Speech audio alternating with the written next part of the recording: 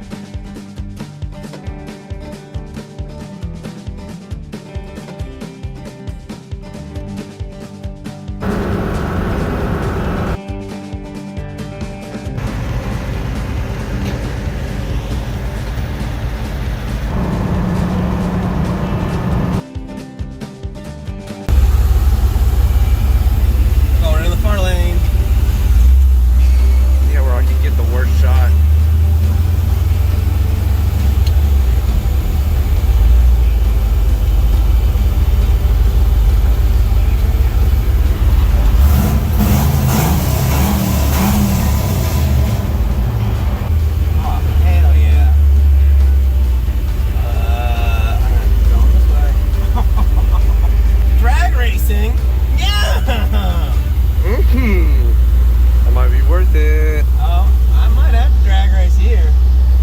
Can you do a lap? I think they will let everyone just drive around for a lap. It looks like someone's out on the. Well, the drag race is like on the infield straight stretch. I bet the C8 probably got this. I mean, I'm hoping it's. Wow, that. Yeah, those two cars are in very different leagues.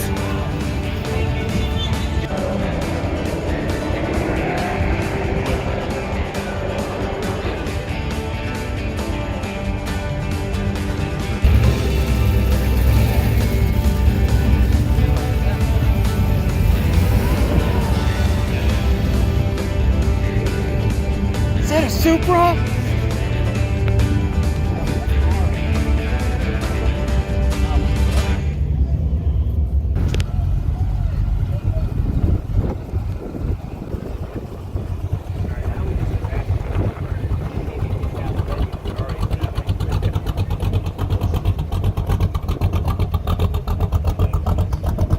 I think he's got enough chop. Well, he's just straight boom tubes too. Oh yeah. That's not gonna turn Nah. it. Just turn the outside of it. Yeah, you gotta drill it out and then put or hammer a screwdriver in there. Oh, I like where this is going. At least you got your plaque. Hey, that's all I cared about. At least it happened 45 minutes from the house. Yeah, Yeah. this is the part where I tell you I don't have a spare key anyways. Well, yeah, but this isn't. And this is where the camera stopped rolling. It's a bummer. But day 5 was just so cram-packed with everything going on. And then Kyle ended up losing his keys. And we had to drill out the lock cylinder and pretty much steal his own car. About the same size. But I guess, hey, that's part of it.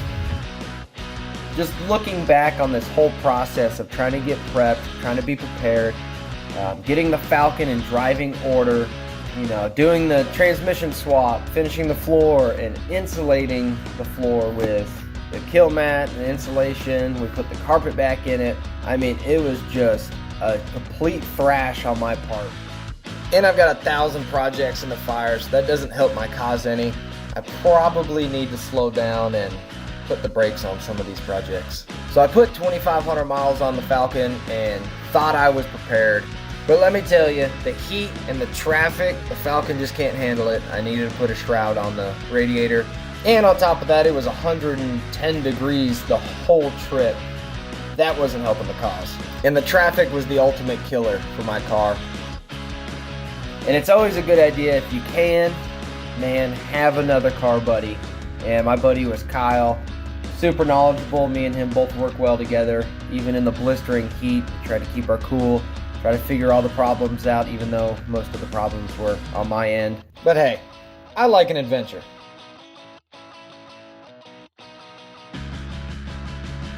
After prepping both cars for this road trip, we headed on out and it was awesome. Can't say anything better than that. Day 1 to day 5, it was an absolute blast. I love, taking a car that really shouldn't be on this long of a road trip and taking it on there, just having fun. You can see here we had a little bit of a wheel bearing problem. It didn't destroy the wheel bearing, but the nut backed off just a little bit for it to kind of have a little bit of play, and it was getting hot, let me tell you. And speaking of hot, had to pull out the redneck AC. There was even a part where my car's wiring harness burnt up. Just absolute insanity on my part. But that's usually how my life goes. Exhaust falling off, car rattling to death. I'm probably half deaf now. My brain's probably fried. I've lost probably a couple brain cells on this trip. At like 9:30 at night, we're sitting there rewiring the car, really just hot wiring it so we can get to the next destination. And this is day one, by the way. This isn't day 4, this is day 1. We're rewiring the car in the parking lot at 9:30. So literally thrashing to keep my car on the road. And Kyle's over there in his air conditioning LTD just cruising down the highway while I'm over there Chernobyl Reactor 4, everything going wrong.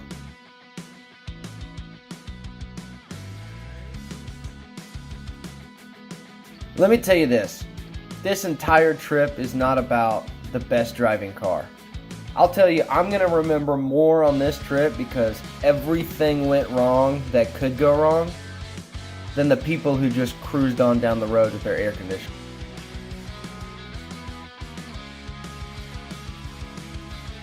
The amount of people that came out to help, like Sally's Speed Shop, it's the typical cliche car culture, all car guys are cool. They'll help you out as much as they can whenever they can. And these people like Sally's Speed Shop, man, lifesaver. And you can see we're just all hanging out, having fun. We're all trying to get down the road, but we're enjoying it, you know. We're all broken down, we're all drinking water. It's 120 degrees out. Not really, it was like 102. I was pretty bummed out when my Falcon didn't make it all the way into the Nashville Super Speedway, but you know what? I got to get in Kyle's car, and then we still did it. Like, nothing was going to stop me. I didn't care. I took the week off of work to do this trip, and I was going to do it.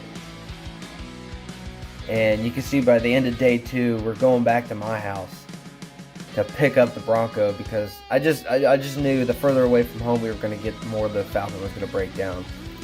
And that being said, the Bronco is not a perfect backup. It's a woods toy. This thing hasn't been on the highway in probably 4 to 6 months, maybe even longer. We literally just threw all the gear in the Bronco, made sure it had oil, and went on this trip. And the Bronco was pretty much flawless besides the drive shaft issue, which I already knew was there, but I knew it was going to make it.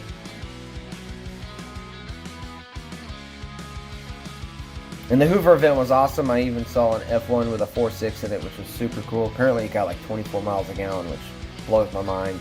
But just everything. You know, I'm kind of a Ford truck guy, so I just like looking at Fords. But I like everything. Cars, trucks, SUVs, minivans. I really don't care. As long as it's cool and you put your heart into it, I mean, that's all that I care about.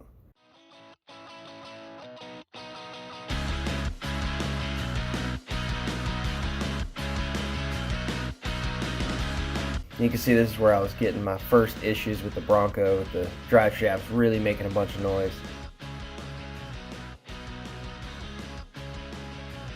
This was the morning of day 4, going from Hoover down to Pensacola, and Matt's caddy went down and had some fuel pump issues. So this was a pretty easy fix. So once we got him back on the road, we hit the highway and met him down in Pensacola and eventually Atlanta. This is where you can see the Bronco drive shaft was just on its way to complete failure. We just had to rebuild the drive shaft in the parking lot at Pensacola. I enjoyed it. I just kind of like the absolutely wing it vibe that we usually have.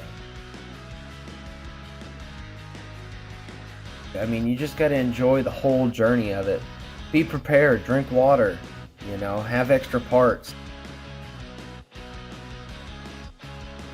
Here's some pictures of the road trip. We didn't get too many because obviously we were trying to drive to the destinations, trying to beat the heat, not trying to die from all the traffic and everything. This trip is going to go down, like I said, as one of the best road trips that I've ever been on so far. And I got to say, once again, thanks for watching, subscribing, liking, commenting. You guys are awesome, and I'll see you on the next one.